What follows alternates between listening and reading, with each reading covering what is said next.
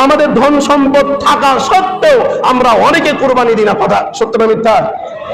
দিই না কুরবানি। মায়া, ধন সম্পদ আঁকড়ে ধরে থাকতে হবে। মরার পরে কাপড়ে পকেট থাকবে, রঙিন একটা পকেট থাকবে সাদা কাপড়ের ভিতরে, খালি বান্ডিল করে চেক ঢুকাই দেওয়া হবে, অন্ধকার কবরে টাকা দিয়ে আসা হবে।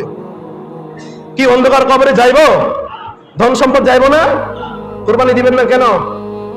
বলবেন অর্থ নাই, টাকা পয়সা নাই। আমার দিকে তাকান, টাকা পয়সা নাই, কুরবানি দিব কেমনে? মানুষ অপচয় করতে ভালোবাসে, তবে কাজে লাগাতে ভালোবাসে না। মানুষ অন্যায় করতে ভালোবাসে, তবে মানুষ সৎ কাজে ব্যয় করতে ভালোবাসে না। এই যে আমরা ওয়াইফাই বিল দিই না প্রতি মাসে 500 টাকা করে, কারেন্ট বিল দিই না, এগুলো বাধ্যতামূলক দিতে হয় না আপনাকে আমাকে? কোন মাসে কেউ ছাড় দিবে আমাদেরকে? দিবে না। আমাদের সংসারে অনেক অপচয় করি আপনি আমি, যেটা কল্পনা করা যায় না।